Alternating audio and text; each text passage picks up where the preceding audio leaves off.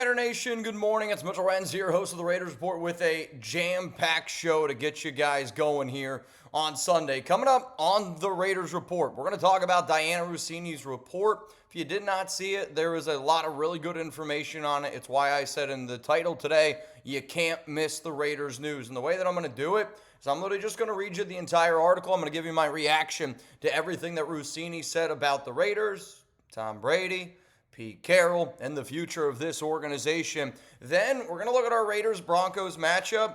I've made a decision. I know what I'm going to do today. I know who I'm rooting for, and you can like it. You might not like it. We'll see what ends up happening. Then I'm going to tell you the most important games today that aren't around the Raiders. There are two games that, quite frankly, if you're a fan of the early slate of games and you got some stuff to do this morning, cancel it. 1 p.m. Eastern time, the kickoffs. There's two games that if you're a Raiders fan, you got to be paying attention to. Then I just want to talk a little bit about the Big Ten title game yesterday. Fernando Mendoza highlights my overall reaction to that game and all the college football games yesterday. I'll talk about my awesome FaceTime group chat, which went for an hour and 55 yesterday with a bunch of the legends. Again, shout out to Venthrak for being the MVP and setting that whole thing up. And then, I had some people asking me about my CFB bracket. You know what? We did a lot of Tuna's Top 5s last night on that call. So I'm going to do my own little version here of my CFB bracket at the very, very end of today's show. Now, if you don't already know, make sure you're subscribed. I am going to be going live at 3 p.m. Eastern time today for Raiders-Broncos. And while I'm live, I'm going to be really, really paying attention to some of the other games that are going on around the National Football League. So seriously, hit that subscribe button, turn on those notifications because I'm keeping you guys up to date every single day. So if you haven't already seen the article from The Athletic's Diana Rossini, I'm just going to read it for you word by word, and I'll just give you, like I said, my 2 cents on it. So here's how the article gets going, and this is what she says. This was supposed to be Tom Brady's turnaround in Las Vegas. The greatest quarterback of all time stepping in and shaping an aimless organization with a blueprint straight from the Mountain of Champions. Quote, I really don't know what the plan is. I don't think anyone knows. One Raider said this week when asked if he felt good about the future of the team at 2-10. The Raiders sit at the bottom of their division yet again.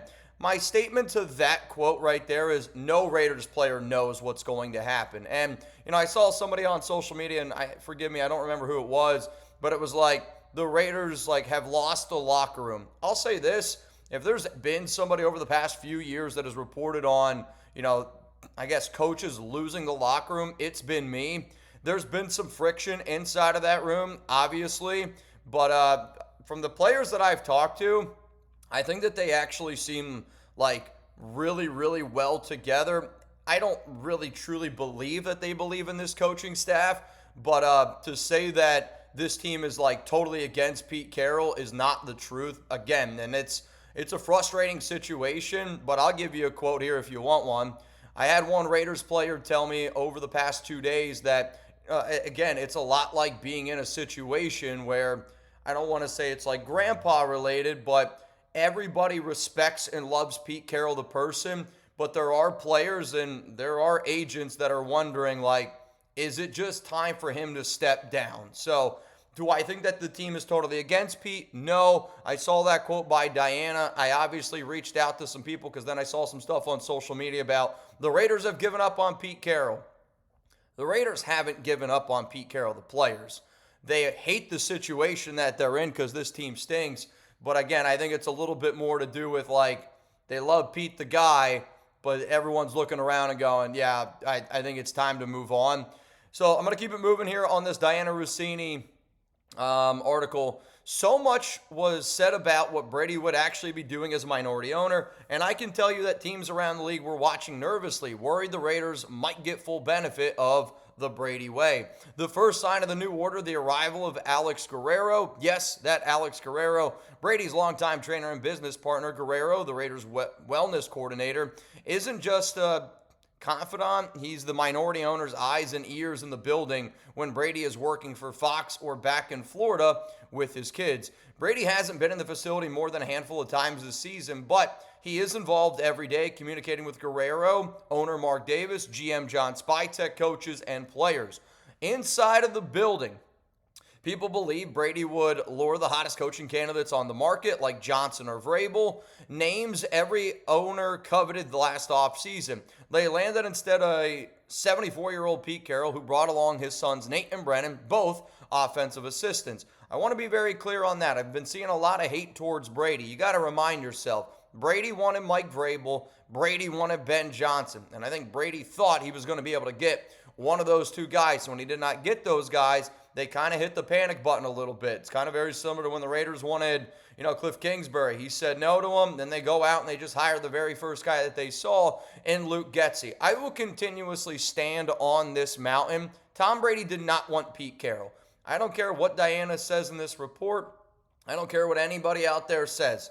I know for a fact Tom Brady was not somebody looking for Pete Carroll. I want to be very, very, very clear on that. They thought that Pete was going to be able to at least kind of get it going, and the hope was that Pete and Chip were going to be able to be a good enough duo to get it going in the right direction, because Chip Kelly was somebody that also Mark Davis wanted. And if you don't believe me, you can go back to watch my videos last November. Hell, might have even been in October when I started talking about I'm hearing a lot of stuff in regards to Chip Kelly. But again, I want to be very, very clear. I think Tom Brady had a good play in place.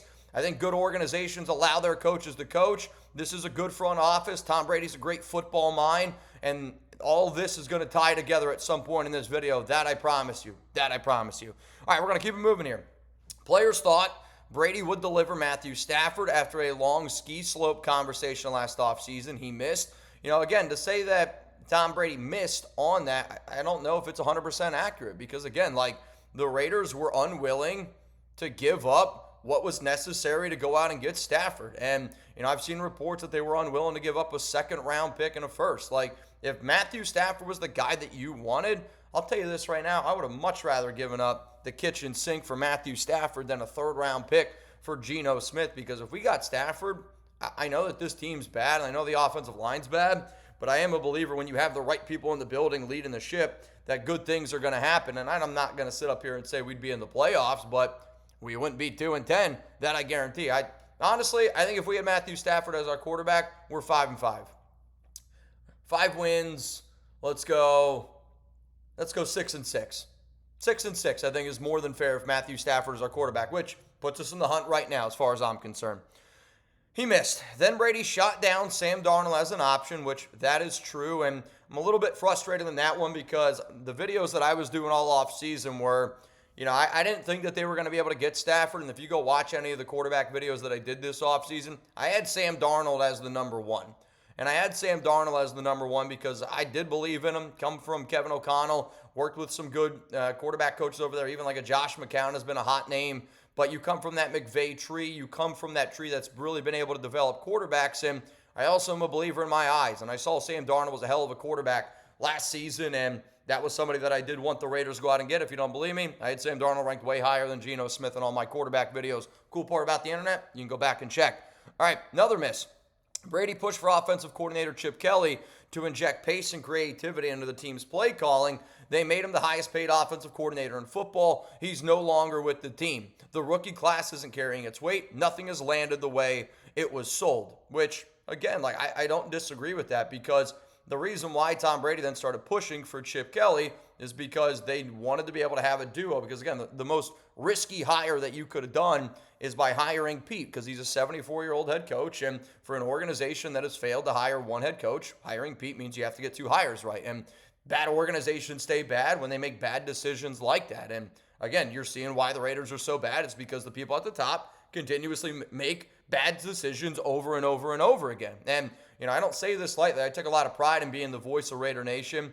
I'm not saying that I'm the only one that has a voice. No, we are very, very loud here on this channel altogether, and I greatly, greatly appreciate everyone that tunes into this program. But if the Raiders would, to be honest, and again, go back, proof's in the pudding, if the Raiders were to listen to a lot of the videos that we create here on this channel, we would be in a playoff situation right now. I'm not saying we'd be a playoff team, but we'd be in the playoff hunt. That's just a cold, hard fact. But again, when you keep hiring people that don't know the roster, you're running into these very, very similar situations. So then Diana continues and goes, so what exactly are the Raiders building? That's the question bouncing around the facility and being whispered across the league. And the people who lived, sorry, my dad was calling me. The people who've lived it aren't sugarcoating a thing. Former Raiders head coach Antonio Pierce felt the chum inside the locker room unloaded on national TV with a level of honesty you almost never hear from a former coach. And again, for Diana to say what she just did there, and I don't blame AP for feeling a type of way in regards to the Raiders, but also Antonio Pierce, like, you were a terrible head coach. You were always underperforming. You always made the wrong decisions. I shouldn't say always, but we were clearly the team with the worst head coach on the field every single time. Would Antonio Pierce be an upgrade over Pete Carroll right now? Yeah, he would. You can hate me for saying it. You can agree with me for saying it. I don't really know, but I'm not going to get into AP's quote exactly, but AP essentially said they might need decades to fix this bad boy. I'm just saying. I think a coach as talented as Antonio Pierce probably would need some decades, but I honestly think, like, when you really look at the pieces and when you really think about the fact that we could have a top 2 pick, you could go out and you get your quarterback. Look at a team like the Chicago Bears, and they upgraded their offensive line. They built it around a young rookie quarterback. I really don't think that we are as far away as what people really truly realize, because, yeah, I know a lot of our draft picks haven't been playing all that well. It's because we have the worst coaching staff in the National Football League. Hell, I think that there are probably 20 to 30 college programs that have a much more talented coaching staff than we do. So when you got an NFL team that doesn't even have a top, I would say, 50 coaching staff on the planet, that's a problem, and it's why our players are really struggling. So, like, I understand that the players who were drafted last year aren't performing. Again, I'm going to blame that on coaching, because we haven't improved in a single area at all, and players have regressed massively this offseason. But with top 2 money and salary cap space, with 10 draft picks overall, with a great running back, a tight end, a player like Max Crosby, left tackle Colton Miller, center is JPJ, and then you allow Charles Grant, Caleb Rogers, and DJ Glaze to just, honestly, fight for one spot, right? Like, if Glaze and Grant are fighting for right tackle, let them fight for right tackle. If Charles Grant wins that battle, let Caleb Rogers and DJ Glaze play for an offensive line job. Like, to me, you should be able to use one of those guys as a starter. The other 2 should be reliable backup. And then, with the money you have in free agency, I'm spending big on offensive linemen. I'm not waiting for the draft. I'm going out, and my top 2 priorities in free agency are going out and getting some offensive line help. So if you go out and you sign 2 good starters on the offensive line, and again, good starters, not fucking Alex Kappa, nothing bullshit like that. Good 2 NFL starters. Then you got Colton Miller, you got JPJ, you got 2 other really good starters on your interior line, and then between Caleb Rogers, Charles Grant, and DJ Glaze, one of those other guys got to be able to find that starting spot. And I'm not saying it has to be on the right side. I'm saying I know center's got to be JPJ. I know left tackle's going to be Colton Miller. Between signing 2 offensive linemen, DJ Glaze, Charles Grant, Caleb Rogers, maybe they even bring back Jordan Meredith, you should be able to find a good starting offensive line. Because remember, the offensive line that we had last season, not all that different than what we have this year, was a top 16 offensive line in the NFL. Coaching matters. And I got to keep saying it. Coaching truly matters, and I don't think that the Raiders are nearly as far away as what people think. You get the right people in the organization, and shit can change quickly. Look at the Patriots. Look at the Bears. Look around the NFL. Good coaching matters, and it matters every single flipping season. So we're going to keep it going here. Apparently also, with Antonio Pierce saying it could take decades to build this bad boy, apparently one current Raiders staffer texted me, it's hard to argue with that. And I don't blame, people inside that organization for not believing in the Raiders. Again, but I think people inside that organization are concentrating on the wrong things. They are. I think that they're concentrating on the wrong things. I got people, Raiders beat reporters, telling me that Raiders PR is afraid of me. Come on, grow up. I don't blame y'all, but that's what happens when you're 2-10. All right, let's keep it moving here. And the numbers don't lie. Since Mark Davis took over in 2011, the Raiders have cycled through 7 full-time head coaches, tied with the Jacksonville Jaguars for the most in the NFL. They are one of 4 teams since without a playoff win, and they have the league's worst point differential over that stretch. Many around the league, even some inside the building, are wondering if Carroll will survive this season. If the Raiders do move on from him, this isn't a reset, it's a reset on a reset. Tom Brady, the player, needed a little time to learn the job. Tom Brady, the owner, may require the same grace. And all that is true. I agree with a lot of the things that were said there, but let's be real. Like, Pete Carroll's gone after this season. I've been saying it. I replied to Diana, and it's going to be the truth, right? Like, you can blame me if I have sources or not. I really don't give a flying flip. But again, like, they're going to move on. They're going to move on from him. The front office doesn't want Pete Carroll anymore. They understand the issues that are at hand because there are a lot of players that know the issues that are at hand. And Mark listens to certain guys, and the certain players in that locker room that Mark listens to, again, they see what is happening in front of them, and they know how difficult it is. And, today we're going to be looking at that Raiders-Broncos game.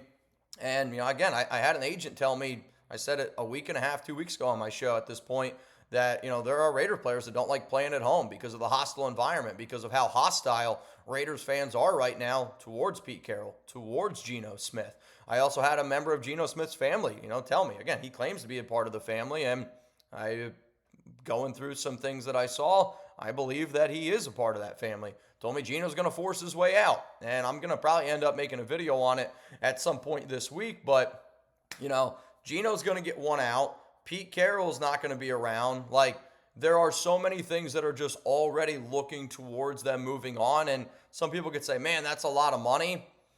To fire a head coach and to move on from Pete Carroll, $30 million is basically what's going to cost Mark. To move on from Geno Smith, that's $18 million. And again, that's, $48 million of wasted money is a lot of money, no doubt about it. But Mark also understands that you can't sell the fan base, you can't sell the organization, you can't sell the city, you can't sell so many people on Pete Carroll, Geno Smith, and everything that goes along with it, because you just can't do it. And the players know it. I think coaches inside of that building know it. And I promise you this right now, the Raiders will be moving on from Pete Carroll. And now if they win a few meaningless games, I don't know, that actually could change things, and the reason why it could change things is because it makes this job then a little bit less sexy, a little bit less appealing, which kind of brings me to my next point here. You got the Raiders, you got the Broncos today, and don't get me wrong, I hate the Denver Broncos. I really, really, truly do. But here's going to be my question to Raider Nation, and again, today's going to be a long video, so hopefully that's okay with all y'all.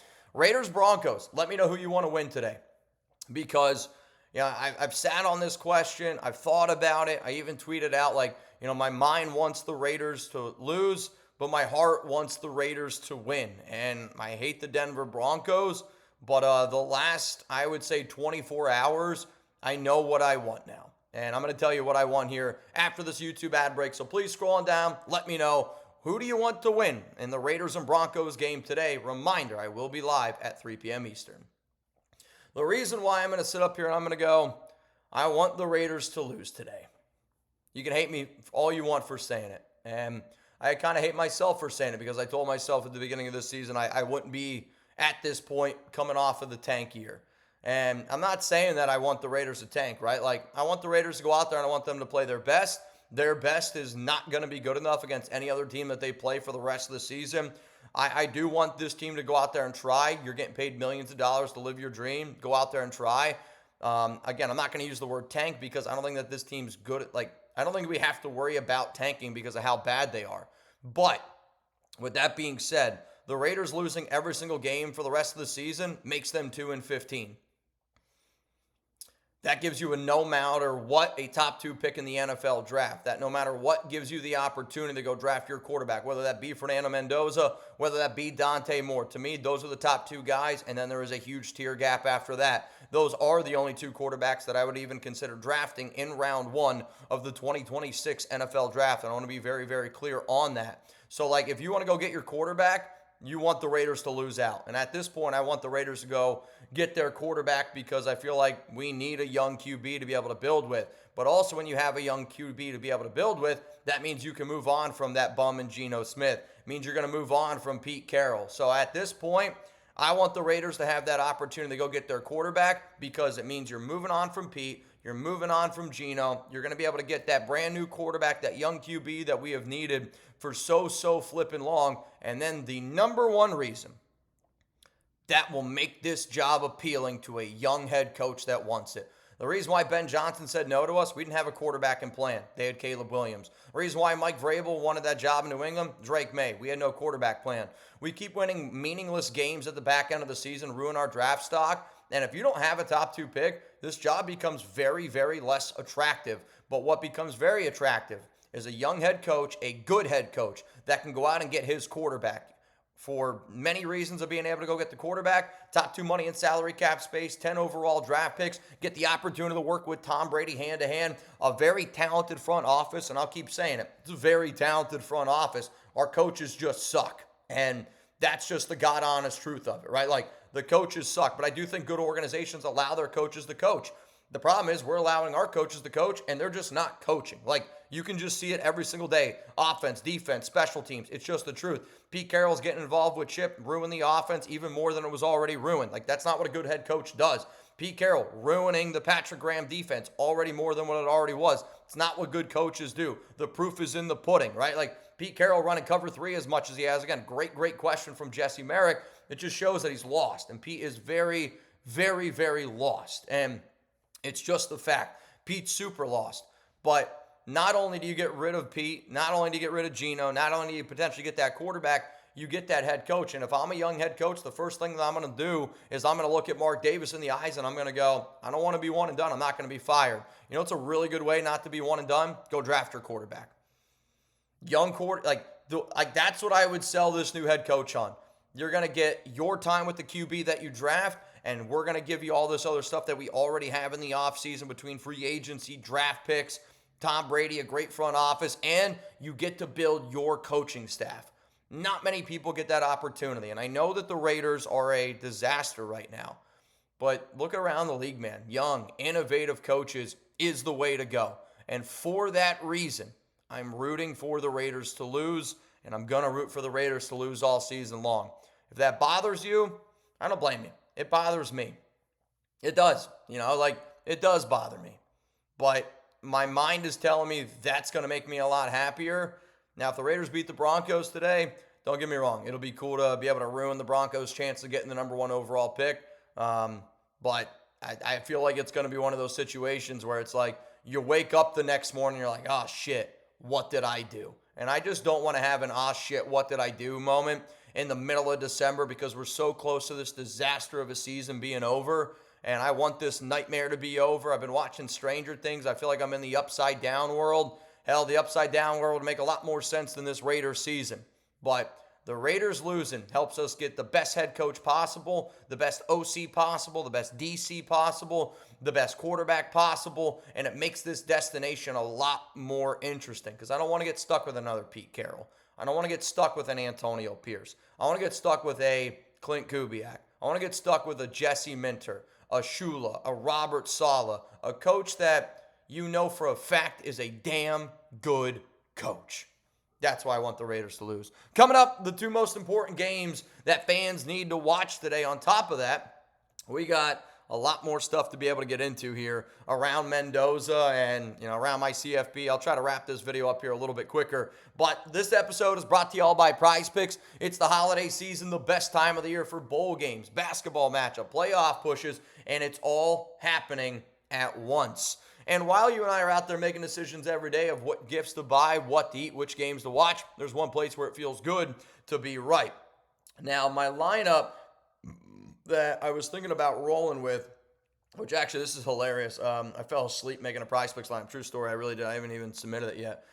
It was less on Ashton Genty, 15 fantasy score, less on 81.5 rushing and receiving yards for Genty, less on Geno Smith, 68.5 completion percentage, Pat Bryant, more than 14.5 receiving yards. Trey Tucker, less than 8.5 of a fantasy score. That's a $5 lineup to win $35 and 7 times multiplier. I ended up just doing the power play. But if you also want to see one of the reasons why, again, I do love Prize Picks is because of that flexibility. I also have another lineup that's a flex play. This is 5 to win $25. And if anybody wants to follow me on PrizePicks, you can absolutely do it. So download the PrizePicks app today. Use code CLNS to get $50 in lineups after you play your first $5 lineup. That's code CLNS to get $50 in lineups after you play your first $5 lineup. PrizePicks, it's good to be right. My other lineup that I got here is Bo Nix, more on the interception.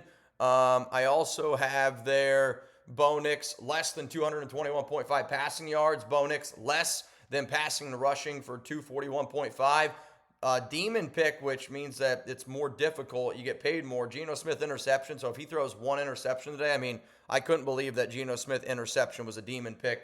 And then Geno Smith passing yards, I took the less on 197.5. Now, that's a flex play. So if 4 out of those 5 hit, I turn my $5 into 10. PrizePicks is why I like watching Raiders games anymore. I'm going to be rooting for Geno to suck. I'm going to be rooting for Bo Nix to suck. Sounds like a perfect day to watch Bo Nix and Geno Smith suck. And I hope, again, you boo them. And I want Raider fans to keep on booing Geno because I want Pete Carroll to realize that we don't want Geno anymore. And I know that Pete Carroll said that he wouldn't step down. The unfortunate part is, though, I want Pete to step down. So I think the louder we keep booing, the louder and louder that fans are at that game, because I think what would speak volumes to Mark Davis is, let's face it, fans wanting their team to lose to the Denver Broncos. It makes me sick. You know what else makes me sick? A 2-10 team with a quarterback that's a bum ass like Geno Smith, with a coaching staff that doesn't know their asshole from their head. And I'm just, this is how I feel. I don't know, man. I don't know. All right, we're going to keep it moving here. The 2 games that are the most important games here at the noon slate, Saints at Buccaneers, Titans at Browns. So right now, the Titans have the number 1 overall pick. Saints have the number 2 overall pick. Again, both on the road. I don't anticipate either team to win, if I'm being honest, because the Titans might have a worse offensive line than we do from an entire season standpoint, though the Raiders' offensive line has been worse than Tennessee's for the last 4 games. Again, when you lose JPJ, shocker, it's really going to hurt how bad this offensive line is. But both of those games are at noon. I'm going to be watching those games, and when I go live again today at 3 p.m. Eastern time, those are going to be games that we're going to be paying a close attention to. Those are going to be games that we're going to be counting them down, especially if the Saints are in a shot to win, especially if the Titans have a shot to win.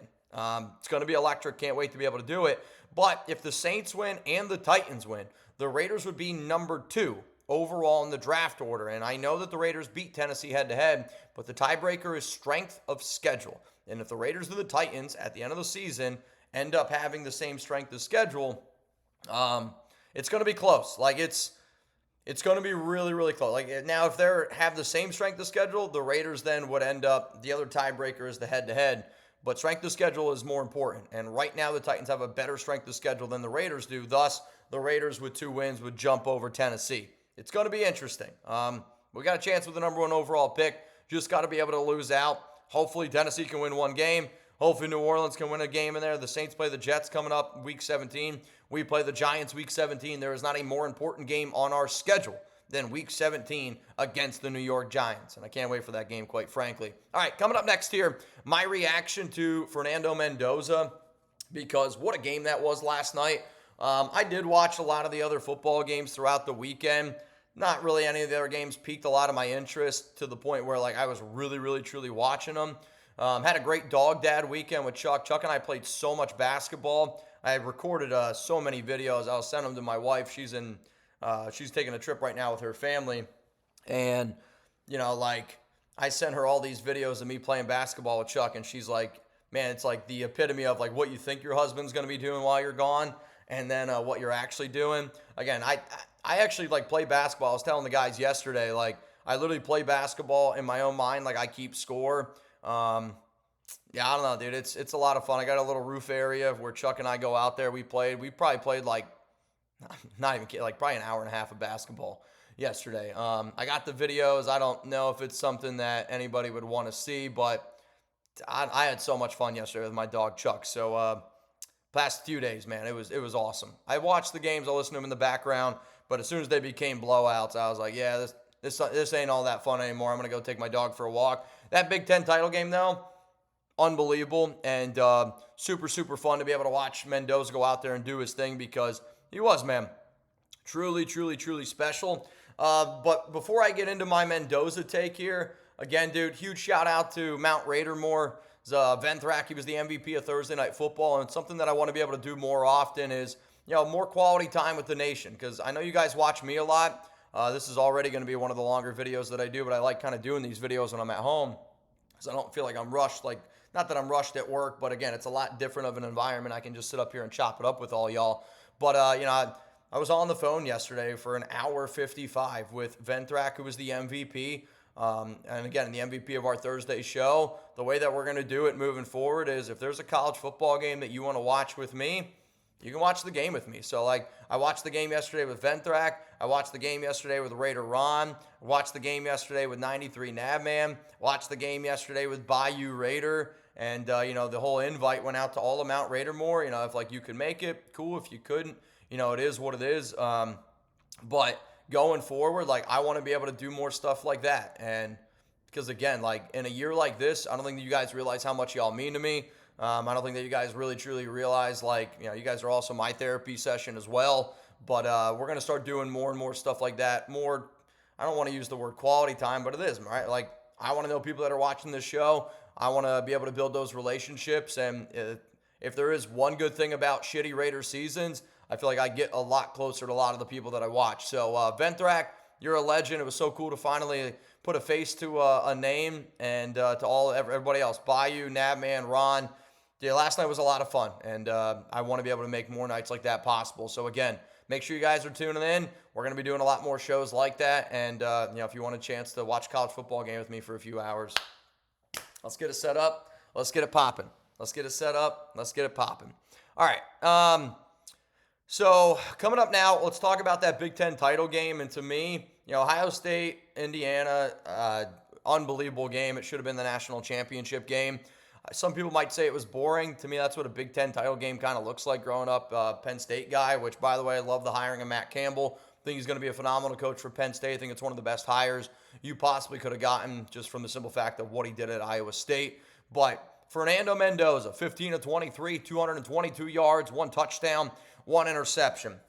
I don't want people to look at the stats when they look at Mendoza. I want people to look at the grown man that he is. And, Mendoza said something yesterday, and I watched a lot of press conferences on him. I watched a lot of, pregame hype videos, and he said that one of the reasons why he chose Indiana and one of the reasons why he chose Cignetti is because Cignetti sold him on the idea of him being the best Fernando Mendoza that's fully possible.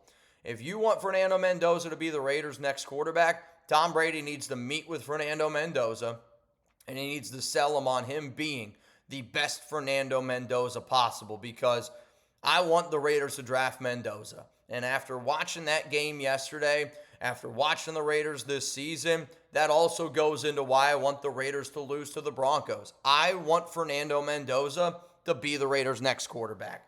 He is a leader of men. He's been able to rally that team, the way that that team looks at him, the way that he commands a huddle, the way that he shows up in the biggest moments possible.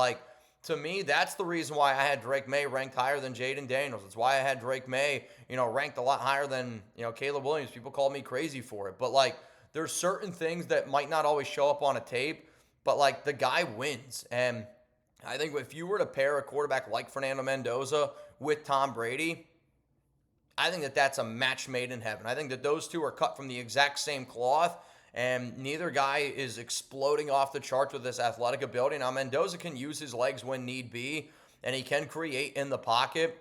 But for him to be able to win that game against a clearly more talented Ohio State team, and I know Indiana won, and again, Cignetti's the best coach in college football right now. Just everything that he's doing, offense, defense, special teams. He's in his bag, and he's got the confidence, he's got the swagger, he's must watch. I love watching Cignetti. But Ohio State's the more talented team. It's true. But Indiana's the better team.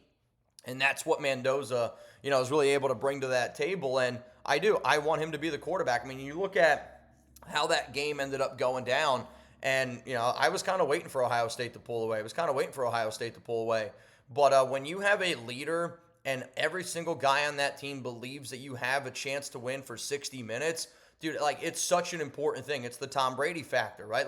Can't count him out until that game's over. It's the Patrick Mahomes factor. Can't count him out until that game's over. And Mendoza has that ability to lead a group of men. And some people might say it's corny, that post-game press conference. I loved it. because Mendoza's 100% authentically himself. Whether you like him, whether you think he's a little bit of a cornball, I actually don't think that that's that bad of a mentality to have, that type of leader to have, in a Raiders locker room where we sit right now. He's incredibly humble. He's a God-driven man. He is a persevering son of a gun. Like, he is everything that I want in my next Raiders quarterback. Now, sure, if he ran a 4.3, that'd be even better, right? But, like, we're balancing it out. But to me, the qualities of a great quarterback are everything that Mendoza has. Again, between the ears here. But he also makes plays when it matters the most. I mean, the first drive coming out there in that second half, 7 plays, 88 yards, and a touchdown. I say it all the time. Good teams make adjustments in the second half. Good coaches make adjustments in the second half. Good quarterbacks make adjustments in the second half. You look at the 17-yard touchdown strike to Elijah Surratt. I mean, that's a very high-quality throw. Puts it right on him. 51-yarder to Becker, like being able to stretch the ball down the field. He showed it to you that he can throw the ball down the field, that he can throw it in the intermediate routes, that he can throw it in the short, areas of the field.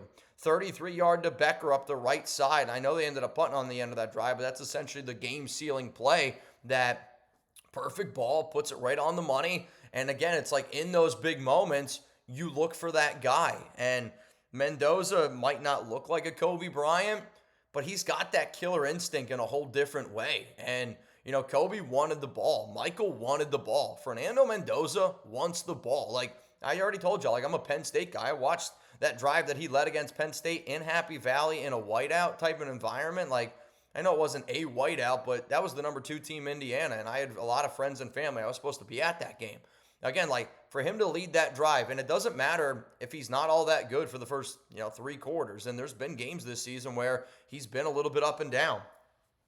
But I want a quarterback that shows up in the biggest situations, because every single time he steps out there on the field to be the next Raiders quarterback, it's the biggest situation of his life. It's the biggest situation of his career. And I need a leader like Fernando Mendoza in this locker room. So I'll say it once, I'll say it again. Fernando Mendoza is my number 1 quarterback. Dante Moore is going to be my number 2. There's not another quarterback I would draft in the first round. Sellers is going to be my number 3. And if anybody out there wants an athletic quarterback, I'd rather trade a 4th or a 5th round pick for Jalen Milroe than going out and drafting Sellers in the first round. So want to be very honest on that. But again, the other thing that I love about quarterbacks, when a guy gets better and better, can kind of build with that program. And, he was able to come in from Cal, goes to Indiana, wins right away. The numbers prove it. 32 touchdowns, 5 interceptions this past year. Had only 16 touchdowns, 6 interceptions the year before that. But it's the high, completion percentage, 72%. He just does so many things right, and he wins. And I want him to win, and I want him to keep winning. And I think you pair a guy like Fernando Mendoza with Tom Brady, I think that that's the duo that it's going to take to get this team going in the right direction. Hopefully it happens. We'll see if it happens, but we'll see. I'll also say this: Ty Simpson. I'm not that I'm totally out on Ty Simpson, but you can't sell me Ty Simpson's a round 1 quarterback that I'm interested in. Julian saying again, same thing. No, thank you. At this point, Sellers is my quarterback 3 for the Raiders. Again, my quarterback rankings are for the Raiders. Sellers would be number 3, and that's because, I think that you could draft a guy like Sellers and you could build that offensive line around Bowers, around Genty, play an FU style of football with Sellers. Like, that's something that you could sell me on, but I'd rather you just go trade for Jalen Milroe with a 4th or 5th round pick because Sam Darnold's their guy. All right, I know this is the Raiders Report, but I watched a lot of college football over the weekend. Had a lot of good conversations with Mount Raider Moore. Again, everybody yesterday in the building, we did so many different Tuna's Top 5s, from Christmas movies to, best restaurants in our hometown. But one of the conversations we got into before we left yesterday was, who should make the college football playoffs. And to me, the top 4 seeds, the people that should get the first round buys, Indiana, the Big Ten champ. I don't give a shit if you like this or you don't. I think Ohio State should be number 2. I literally said it yesterday. If Ohio State would have won, I think Indiana should have stayed at number 2 anyway. I knew that there was probably going to be some SEC bias, but Georgia's number 3 with that championship. Texas Tech's number 4. That defense, man, was a fun defense to be able to watch. But to me, it's Indiana, it's Ohio State, it's Georgia, it's Texas Tech. And then the first round games, if it was up to me, this is how I personally would do it. And again, like, to me, James Madison, they won the Sun Belt Championship. They got to go play Oregon. And I watched the James Madison against Troy game. There is a very big difference in talent. I think Oregon is going to just absolutely positively blow the doors off them. It's just the truth. It's how I feel. Now, again, if you want to argue that James Madison doesn't deserve to be in, I think, you're kind of looking at the Miami. You're kind of looking at Alabama again. I'll be very clear. I have no interest in seeing Alabama play again. I know that, sometimes people are like, you can't get bounced by playing in a conference game. You also can't get absolutely positively dominated in a conference game. And I know playing in Georgia is tough. I know playing in that area is tough. But at this point, I have no interest in seeing Alabama play again. Next game that I want to see, Tulane up against Ole Miss. I think that's just got to be the way that it goes. Next game I want to see them is Miami up against Texas A&M or Notre Dame up against A&M. And then in that final game, I want to see either Notre Dame or Miami against Oklahoma. And, to me, it's just I'm not going to put Alabama in mine. Mark Ingram, legendary running back for the Crimson Tide, Heisman Trophy winner, also said that he didn't think that Alabama deserved to get in. And they've lost 3 games this season. It's a privilege to be able to play in the SEC. I do think that at some point, sooner or later, like Notre Dame's got to be able to figure out how to play their conference championship game. But, I think if Notre Dame and Alabama played right now on a game in a field, I think Notre Dame would win. I think if Miami and Alabama were to play, I think Miami would win. So, for that reason, Alabama fans, if you're mad at me, you can come holla at your boy. I'm at Mitchell Renz 365. Oh, by the way, one more thing. Fernando Mendoza is going to win the Heisman. He solidified it. It's next weekend. Can't wait to see it. Fernando Mendoza, you're an outstanding human being, and I hope that you're a Raider. Hope you know that. All right. This has been a 40-minute video. I did not realize it was this long, so I got to hop on out of here. You guys will see me again later on live at 3 p.m. Eastern time, which is 2 o'clock my time. It's going to be a fun live show today. I promise you that. We're going to get rowdy like we always do, but I want to be very clear. I am rooting for the Raiders lose because I want Pete Carroll fired. I want Geno Smith gone. I want a very sexy coach to want to be able to take this job, build his new OC, build his new DC, and go get his quarterback in Fernando Mendoza. And if we keep losing, our job becomes more attractive. It does. It becomes more attractive. Sucks to say it because I hate Denver, but job becomes more attractive. And I'm going to keep focusing on the future because I'm so done with this season. Peace out. See you guys later here on the Raiders Report. For even more videos around the silver and black, make sure you click the subscribe button right here. I promise you I got you covered. Even more content. You're not going to get a 42-long video like I did today, but sometimes it is what it is, and hopefully you guys appreciate the content that I provide. You can click one of these 2 buttons here. YouTube is a recommending that you're going to enjoy those. I'll see you guys later. Raiders, Broncos. Let's get it done.